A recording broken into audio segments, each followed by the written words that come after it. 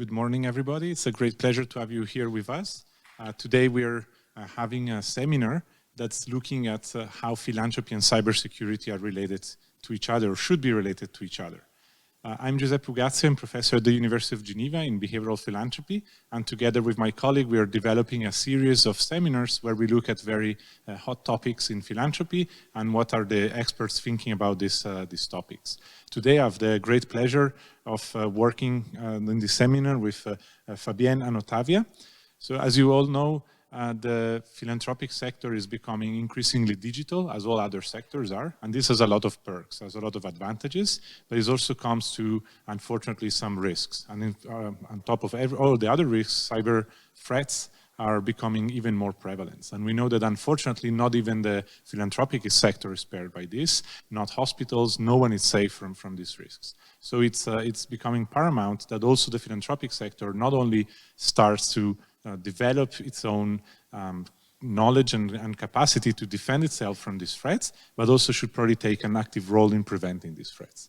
So the colleagues from the Cyber-Peace Institute today will tell us a bit about where we stand and what could be done, what we can start doing both as individuals, but most importantly as the philanthropic sector. So it's a great pleasure to welcome Fabienne. Fabienne has a long experience in cybersecurity, including at ICRC. And as soon as he left, then you saw what happened. So we should have kept him there. And Ottavia also has a master in cybersecurity and law and counterterrorism. And they're both working at the Cyber-Peace Institute, and it's a great pleasure to have you here with us. I'll leave the floor to you now. Thanks a lot. Hi, everybody. It's a pleasure to be here with you today. So as a starting point, we would like to tell you a bit what's the threat landscape out there for NGOs. But we would like to start by telling you a bit about us, the Cyber-Peace Institute. So we are an NGO, non-governmental organization, founded in 2019, and we are based in Geneva. As for now, we are more or less, 27 staff, 30 staff. And our main mission is to bring about cyber peace, build cyber peace bit by bit. And we will show you later how we are trying to do that. In particular, we focus on three main work streams. So first of all, we assist the most vulnerable. This is the most, let's say, operational type of activities that Fabienne and myself, together with two other colleagues, we carry out. But we also investigate cyber attacks. Our colleagues in the analysis team try to understand what have happened behind a cyber attacks, what are the trends and patterns in order to create alerts and reports for the community. And finally, our colleagues in the advancement team, they advocate for the rights of people in the online space. So after telling you what the Institute does, we want to tell you a bit more about, again, what's the environment, what's the situation out there. So you might know that to the most vulnerable, NGOs, no-profits, charities, and associations are the last line of defense, in the sense that in many countries, vulnerable communities and populations rely on the critical services provided by NGOs. We're talking about healthcare services, water treatment and sanitation, food provision, all the way to information, education, empowerment. And so we saw that when NGOs get attacked, vulnerable communities are put at risk because they don't have access to the critical services they need to survive and keep on with their lives. And so we believe that for cyber peace, this is the most critical and urgent issue at the moment to bring about cyber peace. Here you can see some examples of cyber attacks and cyber threats that have targeted NGOs and the aid and development sector in general in the last years. You might have heard some of these. As you can see, there is the attack on the Red Cross. And here, the message is really that this is happening because for cyber criminals, carrying out this type of attacks is super easy. You cannot even imagine how easy it is. We have some stats of why this is so easy in the next slide. But this is not only easy, it's also very low risk for cyber criminals to carry out these attacks.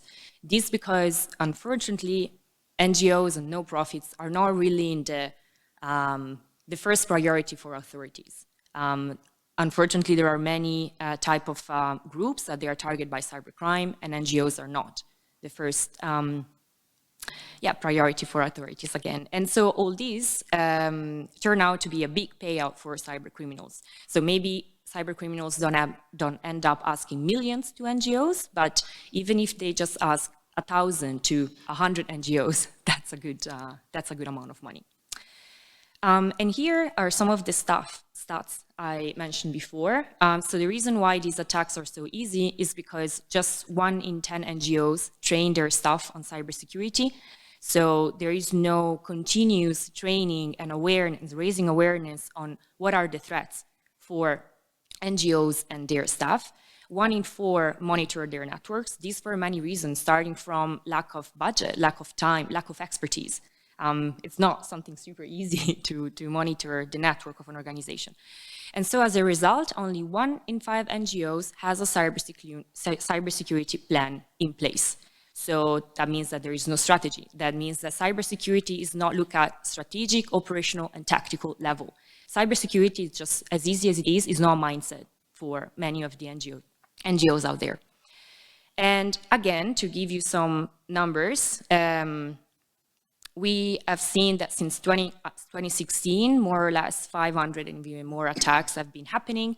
That has resulted in more or less more than $10 million grants stolen, and a lot of records stolen, a lot of data out there.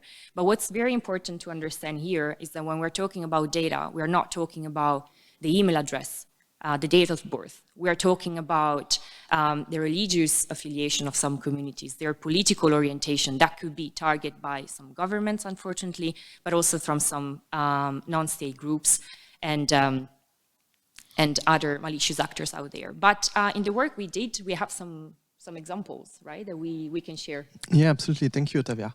Well, I think you also saw the first connection here with the question of philanthropy behind, because all these NGOs, they get money from grants. And of course, when you give out money to NGO, you want also to be sure that the money is really used for the operation of the NGO. So if suddenly there is money stolen, there is ransomware attack, and there's ransom to pay, that you grant finance criminal groups behind, that's also a critical issue in terms of your own operations. And the reality is that there is many cyber attacks, as Ottavia explained. Just want to share with you 2 recent examples we worked on. One was a ransomware attack. So you all probably heard about that in the news. There is more and more company, states, even city that got hit by the ransomware, which is a malware, so a malicious software that once activated on a device or on a server, encrypt everything. And everything is blocked and you have to pay a ransom. So what happened to one of a big NGO, worldwide activities, is that they forget they had a test server. So you know when you run operation, IT operation, sometimes you have test application that you use only for testing purpose, but then you have to remove them from the network. But of course, sometimes when you don't have enough resources in IT or you don't have the capability to monitor your network, because that costs a lot and you need people to do that, you may forget this kind of stuff that you are doing only for testing purpose. And what happened is that this server became vulnerable. So there was a vulnerability, meaning that the system is not up to date, not patched anymore. And criminals were able to connect to this server, enter into it. And from this server, they were able to move laterally into the network of the organization, so the operational network of the organization. They spent some time, I think it was 2-3 weeks, just looking around. Okay, what's happening? What's going on? And they decided to target the financial system of the organization. So they targeted the financial system, everything was encrypted. And then, you know, it's the classical one. You get an email, or all your screen goes black, and you have a countdown on the screen asking to pay a ransom. And they said, okay, you are nice, you're an NGO, so we do you an NGO discount. So they were just asked for 1 million euros to pay. So you can see the results. So now, in criminal groups, some of them also just say, okay, we don't really care. And that also happened a lot to the healthcare during COVID. You may have seen there are some criminal groups that said, okay, we will not target hospitals because they are critical for the population, but some others, they don't care at all. And that's still a reality. So that's just the first example, saying that on a technical point of view, and that's really the capability of monitor a network, having cybersecurity plan, having the budget, the resources to do IT, could be a critical aspect to secure an organization. The second story is more a classical one. You know, there is a lot of NGO, and as corporation, by the way, that rely a lot on social media.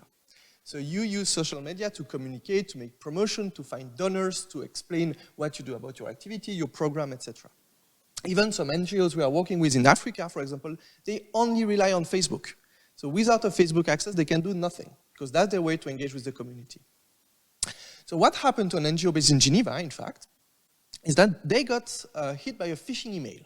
So you probably all receive, you know, this famous phishing email, click here to get your packet delivered by the post, or it's stuck at the custom, you have to pay some fees, etc., etc. But in this specific case, what they got was an Instagram phishing email. So they sent it to the communication department of the NGO, telling them that, oh, you know, you are using a picture that is under copyright. So that's something very common. If you use a bit of social media, you receive a lot of this email. So click here to review the claim and argue for your case.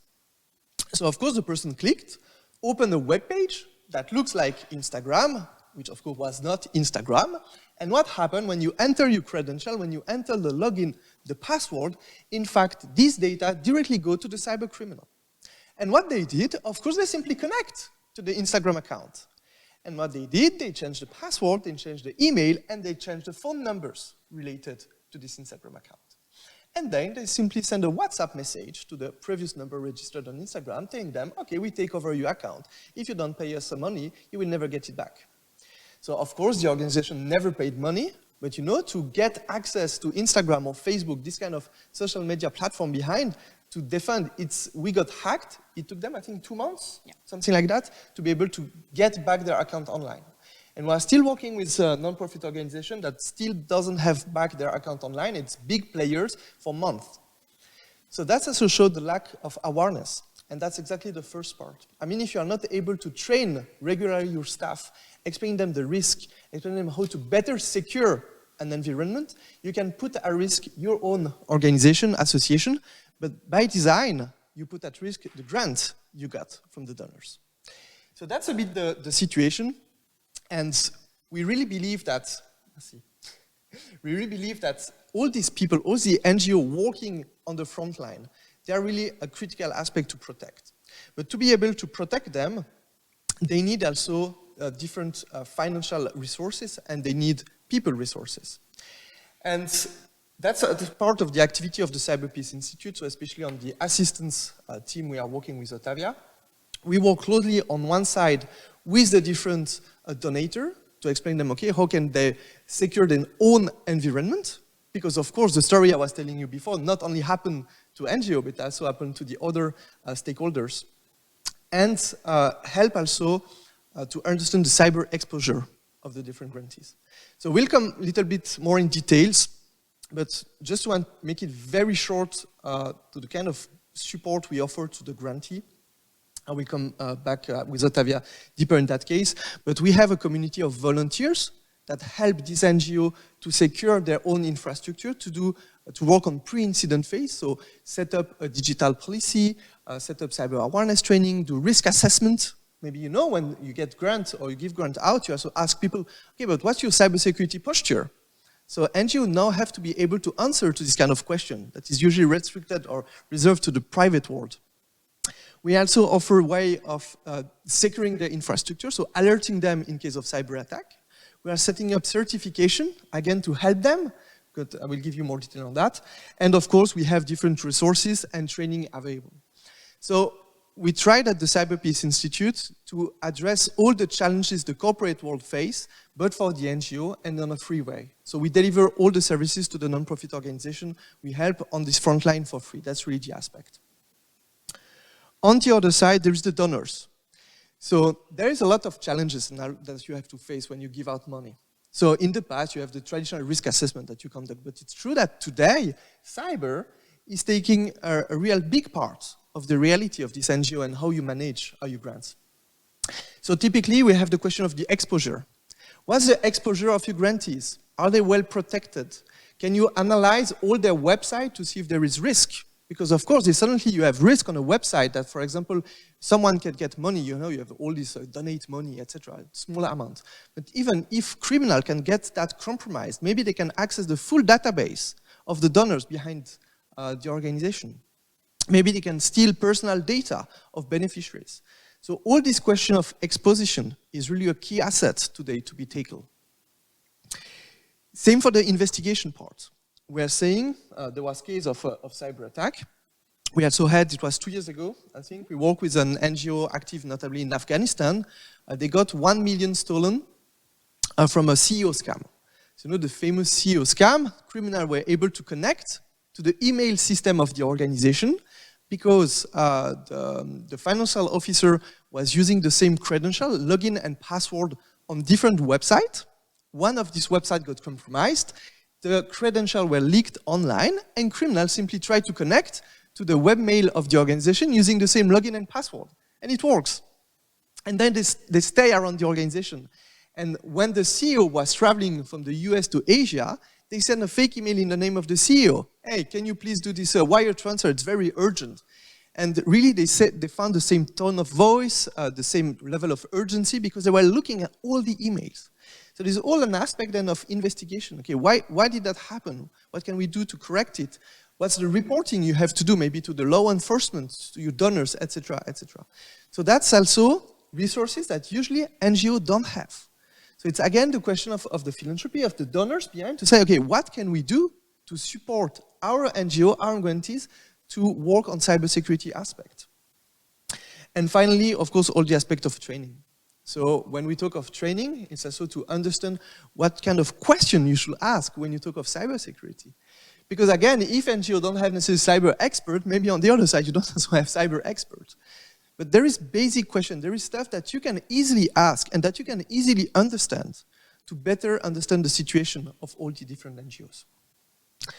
So voilà, that's just to give you a bit an overview of the different kind of activities you can do, but really what is important in terms of cybersecurity is that when you want to help or work with NGO to improve the situation, you need people. That's the first thing. You definitely need people. You need cybersecurity experts. But you also need data. Because to explain to the NGO what's happening to them or what is the threat landscape, what is the situation, you need to understand what's happening outside.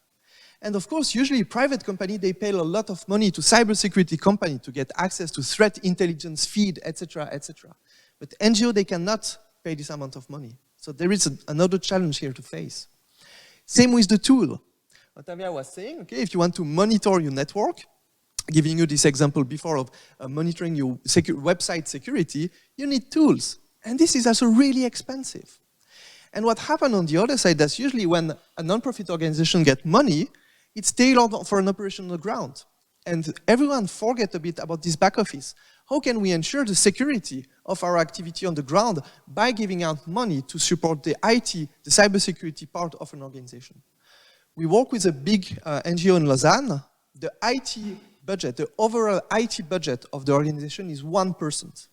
That's the IT budget. So in this 1%, you have the IT security.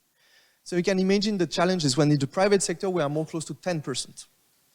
So this is a question that you have to ask, that all of us have to ask. When we manage relationship with organizations, how can we tailor better support to help them on the cybersecurity aspect?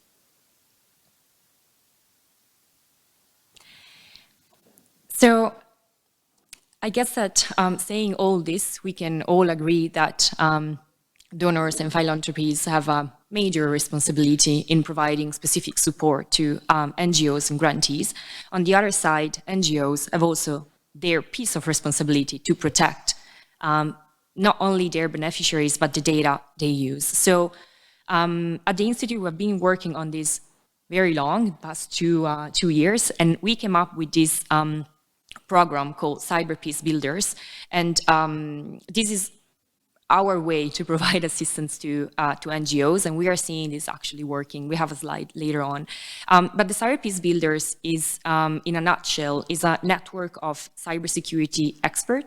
These are professionals from all trades. So we have experts specifically on cybersecurity, but we also have experts in IT infrastructure, cloud security, data protection, so on and so forth.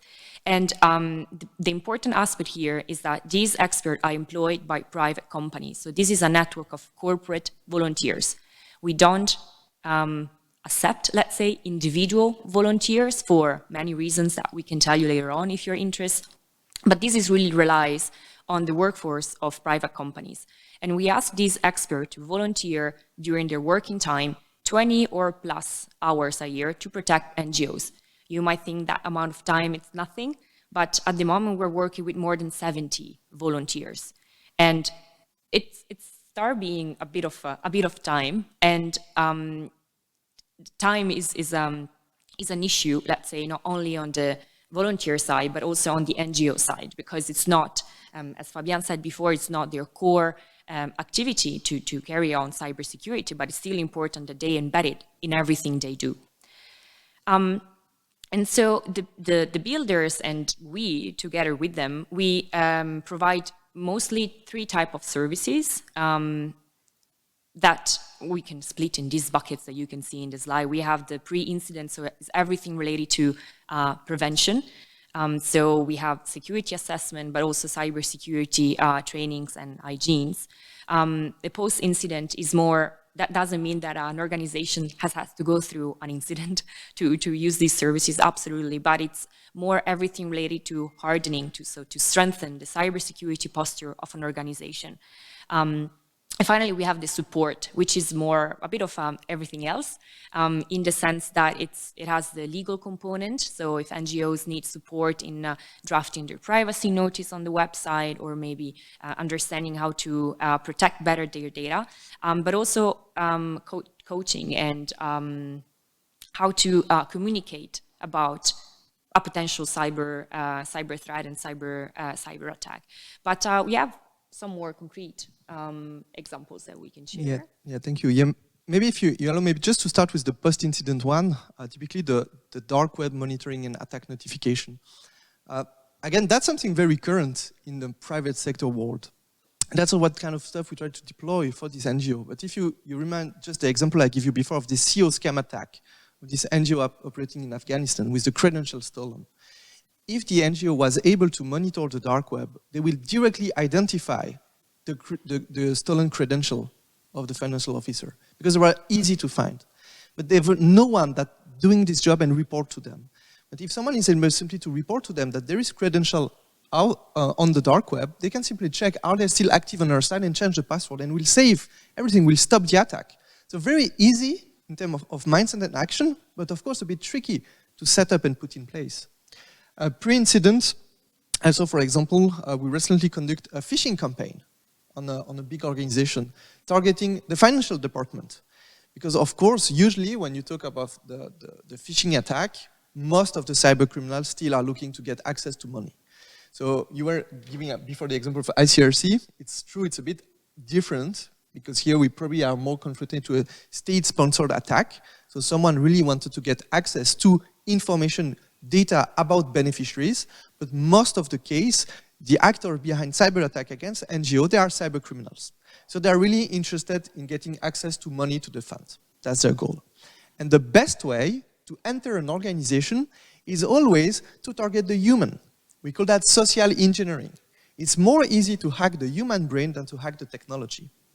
And of course, one of the common ways to delivering such an attack is what we call a phishing email.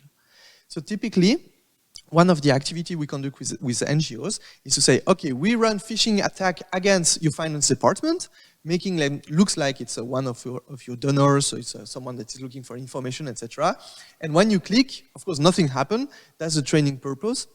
And then you can work to train to explain what happened behind. Again, these kind of services are very common. If you know a bit the world of the private banks, some of them, they do phishing campaigns every week to test all the staff. And on top of that, you have some banks, typically, that when you click 3 times on a phishing email, you may be fired. Because that's challenges in security. That's definitely not happening in the NGO side, but the risks are similar. Of course, the exposition may be different, but the risks are similar. And the last example, maybe on the support and marketing part, we also recently had an NGO that got a cyber attack, again on the social media, and they were asking themselves, okay, what shall we do? How shall we communicate? Shall we say nothing, you know, play it under the carpet? Okay, nothing happened, just we had a technical issue. Or shall we be very transparent? And here again, we work with this NGO to tell them the better way is to be transparent. Because if you don't say what happened to you, the other will never know. And you need to create this awareness. I mean, we know that everyone will be or has been targeted by a cyber attack. That will happen, for sure. But if no one communicates, if there is no community, especially in this NGO world and philanthropy world, that is able to share this information, no one can be protected. And the private sector, they know that very well. They rely on the cybersecurity company. They pay a lot of money to have the circle of trust. And the cybersecurity company, they deliver what we call IOC, indicator of compromise, that they share among their partners, the customers, in fact, to warn them about the cyber attack. In the non-profit world, that's not working very well at all. So there's also these challenges to say, okay, you need to make this awareness, you need to explain to the community what happened to you, because it will happen to them too. Voilà. So that's just some example of typical services that this NGO needs, but that are very costly for them to put in place. Exactly, but you absolutely mentioned something important, that's the sense of community. And so in this specific program, with all the NGOs, and that can be, of course, your grantees as well. We don't only offer expertise, that's, again, for free to all NGOs. So the NGOs have access to a pretty wide range of cybersecurity experts coming from different backgrounds with different type of expertise, again. But they also can access this community that we are creating not only with the builders, but also between NGOs themselves. So we are giving to NGOs a safe place that we monitor. We are there for them every day, like literally daily, to listen to them if they have any questions. So for instance, some NGOs came up asking questions about the use of specific software, Russian software, following the war and invasion in Ukraine, asking us, is that secure? Can we use Kaspersky products, for instance? And we are there giving our advice, giving our opinions. That's neutrally independent, and it's based to provide security advices on their activities. But this is also a place where we share alerts about cybersecurity threats, cyber threats that we find out. And so we try really to build local and collective resilience in this way. And in the slide, you can see how we concretely do all this. So we use a cooperation platform where we put together the volunteers, the builders on one side, and NGOs on the others. A very important aspect here is we care a lot about the security and the anonymity of our beneficiaries. That's the name we give to NGOs part of the program. And so their name is not revealed until a builder decided or is available to help them. So all this, I would say, is really tailored to the NGOs' experience. But this is not the only way that is available to help NGOs. Indeed, as I was talking before, there's all these challenges of data. So if private companies have this indicator of compromise feed in the NGO, in the non-profit world, we have to find different solutions.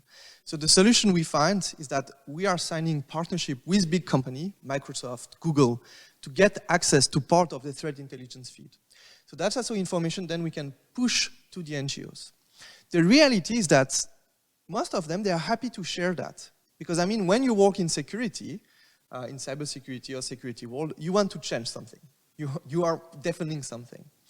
And the private company, they understand very well that in their current program or the current way they do money, NGOs are not a good target for them.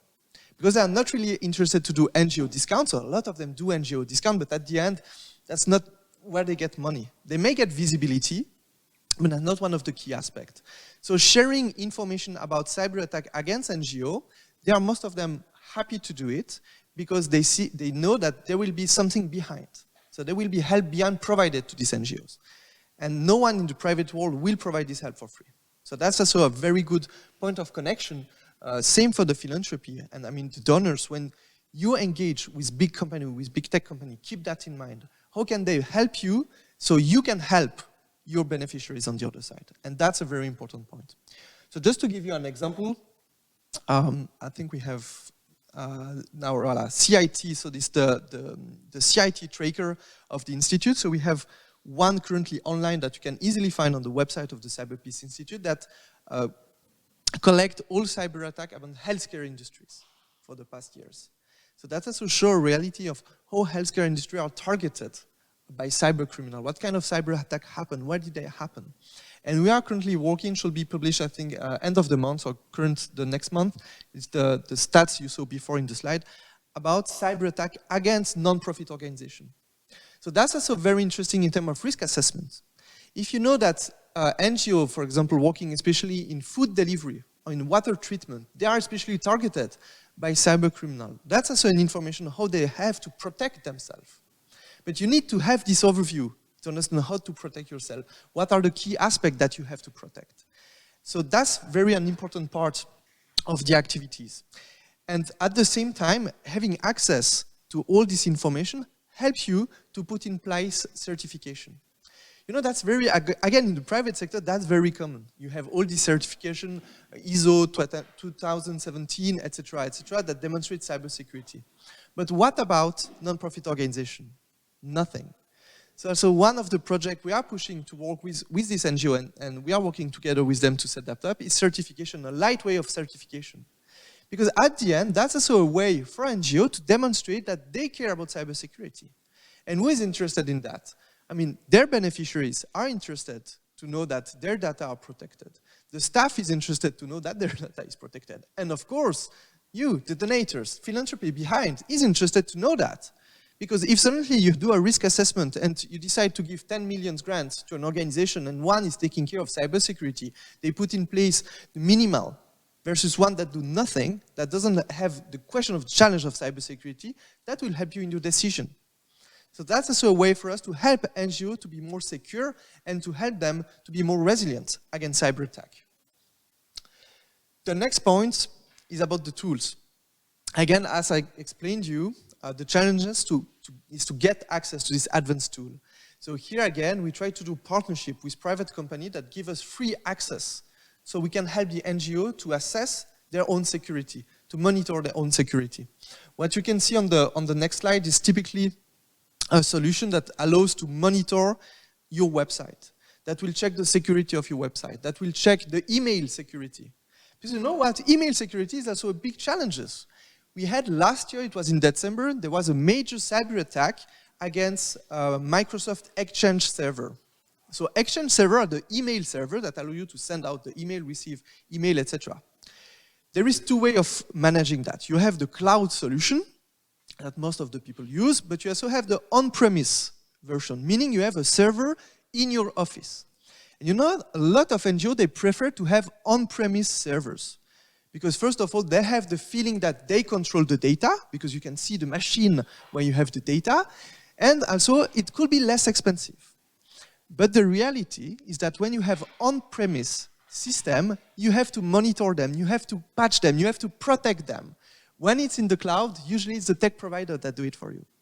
And what happened in December, there was a big cyber attack, a vulnerability was discovered against this Exchange server, and cyber criminals started to target Exchange server of NGOs. They enter the servers and they get access to all the email exchange. And what they did, they simply send out email to an email thread. So I just simply send back an email from Otavia to Otavia with phishing emails, with links. And when you click on the links, it activates a malware.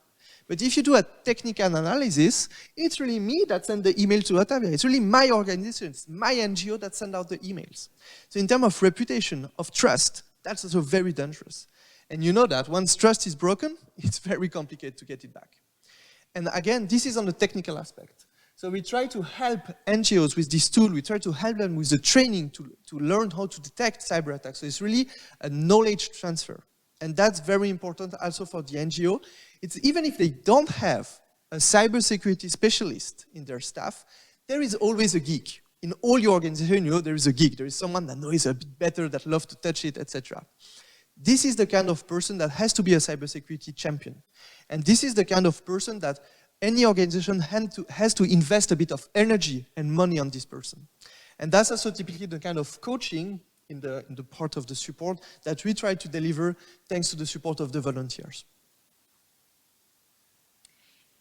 And in this slide, as mentioned before, you can see where we are in terms of numbers, specifically about the Cyber Peace Builders. We are currently helping more than 40 NGOs, so I think 45 and 48, okay, so close to 50. So these were saying that this model is up and running and it's working. And it's actually, in the past months, it's growing organically. So we're not actively reaching out to NGOs anymore, but the NGOs are coming to us. So in a way, the ecosystem is changing a little bit, but we really believe that if donors and philanthropies would be more involved, this would change the ecosystems even a bit more. And again, for numbers, we have more or less like 90 missions. So these are the tasks that builders are asked to do to help NGOs be better protected online. And all this allows us to protect a lot of people, because in us protect and helping the NGOs indirectly, we're protecting the people that NGOs protect. And same applies for the money, for the grants. And just in the next slide, to give you an idea of some of the organizations we work with. So I will tell you a bit about the NGOs, because these are the part of the party I'm dealing with. And as you can see, you might know some names. Some are big international civil society actors, some others are really small.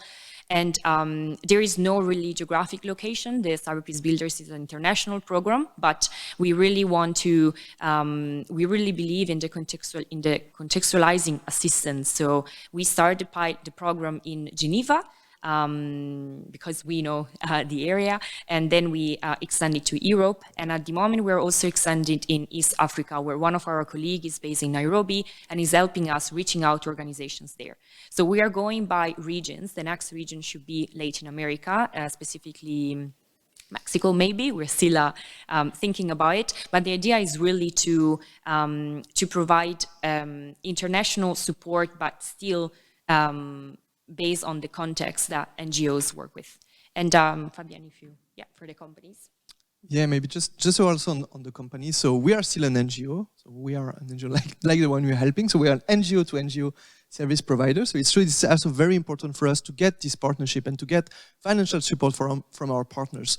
So the tech industry is of course really interested. I mean, the program is tailored for the tech industry because we onboard their staff, we onboard volunteers from them to help the organization, but we also try to work with foundation. And typically the model we are putting in place is to say we can help support the grantees of the different organizations in exchange of a percentage of the money that is giving out to these organizations.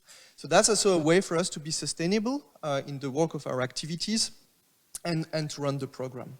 And I have to be honest, the Institute is a very cool work environment with an amazing team. That's self-promotion for the team, amazing team with Ottavia. But it's also an interesting way of working, because even if we are a non-profit organization, I mean, the staff come from different horizons.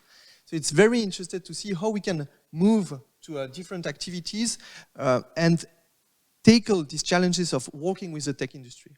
Because a lot of non-profit organizations, usually they're afraid of the private sector, because they see it, a bit as the devil. The reality is totally different. There is nice partnership to do. There is way to involve this tech company to support non-profit organization. But that's definitely one of the challenges. So just about the Institute, it's exactly what also Ottavia told you, the regional aspect I think is very key. When you do cybersecurity, you need people on the ground that understand the culture, that understand the challenge, that speak the language. Typically Zakaria, that is working from Nairobi, he's really helpful on the ground. Because when you try to engage with NGO to talk to them of cybersecurity, you have three categories. You have the ones that are very scared of cybersecurity, and they are happy to get help. Easy. You have the middle one. They say, okay, we know that cybersecurity is a challenge, and unfortunately, thanks to ICRC since this year, this is a concern that become growing and growing for NGOs. So it's a way to reach out to them. But the other are saying, oh, we don't care. We have nothing. Who is interested in us? And we all have friends like that tell us, no, someone can hack me. I have nothing to hide. Everyone has that. So this is the biggest challenges, because even these NGOs, they host sensitive information about their beneficiary, donors, and staff, and they need protection. But of course, these NGOs, when they are around the world, you cannot do that from Geneva. You cannot send them an email, hey, you're at risk, you should do something. Maybe you saw even in the press yesterday, Or last week, you have the Swiss cybersecurity department that sent warning to a Swiss company telling them, you are vulnerable, you will be under attack, and they never replied. So even when you are in the same location, it's tricky. So typically, we work with this regional advisor, with these people on the ground to help us to advocate, to make the change with the NGO on the ground. And that's really a critical aspect. And then, of course, there is all the guarantee around the program activity. So we work with trusted partners, and with the NGO, with the private company. We have insurance also to protect the beneficiary, the builders. If something happens, usually it should not. But again, the goal is that everyone feels safe. When you provide free assistance to NGO, you need to feel safe. And I think that's really a bit for us, this aspect. We just wanted to flag that as donors, as philanthropy organization, you have a role to tackle in cybersecurity. So on the operational aspect, the institute is here. There is other NGO around the world that are also working to improve operational aspect of cybersecurity. But the reality is that that's not enough. We are just an enabler of cybersecurity for all these organizations, for all these NGO. We help them to demonstrate they have need in cybersecurity.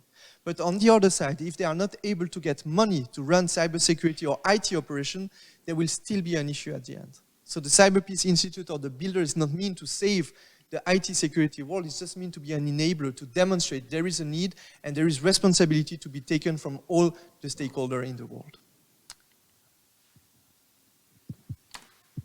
Thank you very much, Ottavio and Fabien, for this overview of what can be done for cybersecurity.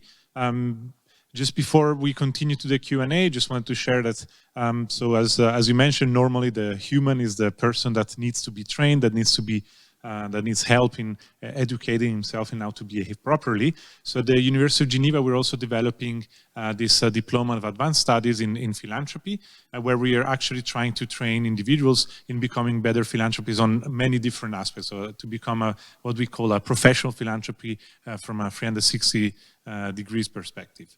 So cybersecurity could be one of the aspects that will be incorporated as part of our efforts to educate people on becoming more savvy about the digital technologies, their risks and their advantages.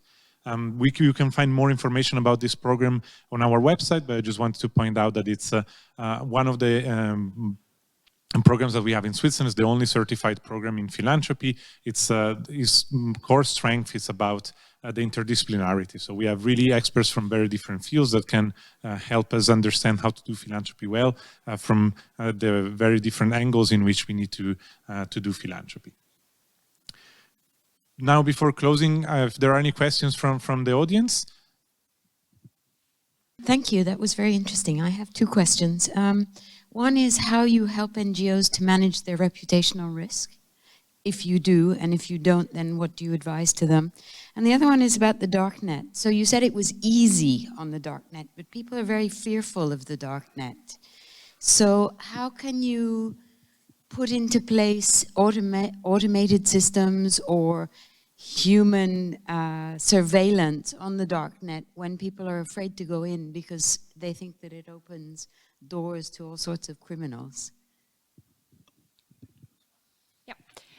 Thanks a lot for the question. So in terms of reputational risk, that's not something super easy to do because that requires to cover many topics and help the NGOs to strengthen not only their cybersecurity posture, but also, for instance, how they communicate about their cybersecurity posture.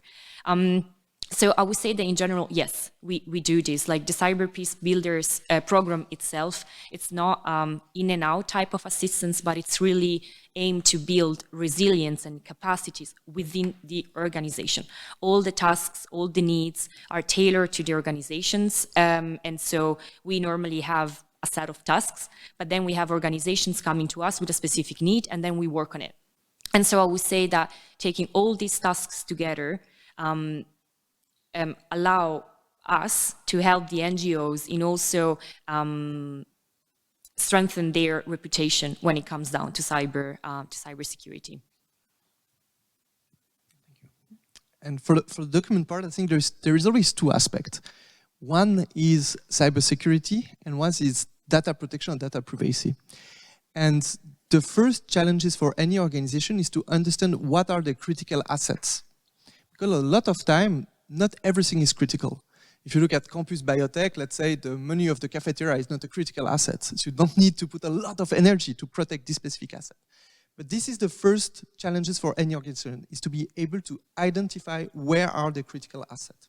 And then they have the question of, is it data privacy or data security more important? Maybe it's both.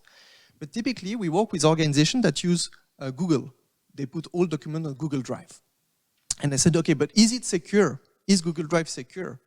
Usually the answer we can provide to them is, yes, if your staff is properly trained. So if you have two-factor authentication, if you have complex, unique password to access to your account, you have a monitoring in place that usually Google take care of this monitoring to alert you if someone tries to connect. Maybe some of you sometimes get this email, a new device try to connect. So in terms of data security, that's great. In terms of data privacy, maybe you said, it's all US company. So depending the field of activities, that could be a challenges. So this is really how we discuss with organizations about document, where they put data, etc. Is first identify where their critical assets are, and then what they want to protect them against. So this is a bit the strategy to put in place. It's answer the questions? Only partly, because you didn't, sorry if I may say so, because you didn't talk about the dark web itself. And the dark web is something that people see as very, very threatening. Sorry, I didn't know the dark web on the document. My bad. So yeah, about the dark web. So there is tool to allows monitoring of the dark web. So you cannot do it on your side. So definitely here you need to rely on a company that is able to do this dark web monitoring on a regular basis. Then there is an easy solution that anyone can put in place, and you can check yourself. For example, there is a website called Have I Been Pwned? We can make you demonstration at the end of the session. We have some example we'll show you. On Have I Been Pwned website, you can simply enter your email address, and it will check if your email address was leaked in one of the dark web information. And that's also an easy way as an individual or as an organization to check on a time-to-time basis what's the situation. But really, if you want an advanced monitoring that is continuous, you need to rely then on a company that do that. Well, thank you. Yeah, one question about certification. You said that it would be useful to move towards certification, but at the same time, what you describe is a very tailor-made service that you need to apply to NGOs depending on their activities. So can you, just enlighten us on this? No, sure. So, it's like in the corporate world. So when you have all this ISO certification, it's more a set of aspects that have to be taken into consideration. So typically you will have, let's say, you need cyber awareness, so you need to train your staff. But that's at the certification level. Then you can tick the box. People love to tick boxes. But then you have the reality behind. What mean train the staff? To give you an example of my previous activity with ICRC, I was in charge of cyber awareness. And we had a lot of discussion. Should we make, a training from Geneva that we publish all around the world? Or should we do tailor stuff? And the reality is that you had a similar content for everyone, but the stories, the example you share, you need people from the ground to tell these stories. They need to adapt the example to the context. When we talk of phishing emails, here in Europe it's worked well. When you start to talk of phishing email in East Africa, for example, they don't get a lot of them. What they get a lot is SMS phishing. So certification is the same aspect. So you have this backbone saying you need training, you need to take care of information security, etc., etc. But then the way you apply the answer to these different aspects need to be tailored. So that's a bit the idea of the certification, is to say the organization are able to demonstrate they have tackled the different aspects, but the operational detail, it's up to each organization to put them correctly in place with our help on directly on their side. It answered the super. We do have a question also from the live stream. What can the academic sector do to help NGOs either build awareness, boost protection against cyber attacks? Yeah, that's a great point. So academics can help train people in the first place to become more aware. And of course, partnering with experts in cybersecurity is the best way to go. Of course, we also have academics that teach courses dedicated to this. But then it's always helpful to have practical examples and interactions. So I think that's the way to go, is to have more courses, more educational material. This seminar being one of the events that is really trying to raise awareness on this, so that then people become more conscientious of what they need to do in order to be safer. Thank you. Okay, is there other questions in the room? If not, I wanted to ask one question from my end. It's more a philosophical question. So what do you think is the role that institutions, NGOs like yours, or in general, civil society can have in expecting more from, say, cybersecurity becoming a public good and being in this, everything you're saying is, we are taking the good guys and we're helping them fight off the bad guys. But, I don't need to go to trainings to, lock properly my room. I expect that, if someone tries to break in my place, the police will come and help. Now, it seems that cybersecurity is more, you're all by yourself. Is there some advocacy, some lobbying, or what do you think should be the role of state and public institutions in promoting cybersecurity? Because we are seeing a perfect example here of a philanthropic organization doing the job of helping individuals on something that could be considered a public good, right? Cybersecurity. And we know, hospitals and so on, normally they have their own people taking care of cybersecurity, but they're actually, for normal security, we are relying on taxes paying the police, for instance, to save them. Well, what's your view on this, and what could be done, you think, on this direction? No, it's a very good point. I think NGO world is like a bit your real life. So either it happened to you, but if you see it from far, you don't really care. And I think that's where we have to advocate and make a difference, is to bring concrete example to the society. And that's the role of civil society today, is because when we talk of cyber attack against non-profit organization, about civil society organization, the mainstream media will never talk about it. Okay, they talk of ICRC. First time in years they talk about the cyber attack and non-profit organization. So this is really the role of us, of all the actors in this non-profit world, is to demonstrate there is a reality. There is cyber attack happening every day against organization. But if we don't know what's happening on the ground, we cannot advocate at the end. Because we can do presentation like that, saying, oh, we talk of cybersecurity, but without example, doesn't make any sense. It's like you said, yeah, it's a bad guy, the good guys. So I think that's really the role, is to be close to this civil society organization on the ground, close to these grassroots NGOs on the ground, and understand what is their situation, analyze what's happening to them, what are the consequences on the human's life against cyber attack, and at the end be able to advocate, make noise about what's happening concretely on the ground. I think that's really the difference we can make today, is all this chain to bring the reality up to the general audience. You have any? Well, I mean, if I can just add something, I think that about cybersecurity becoming a good, a public good. I think that we are going in that direction, but we are still a bit far. Just because technology as a tool has this power of moving so fast. And us, as human beings, we are struggling, at least for now, to keep up with it.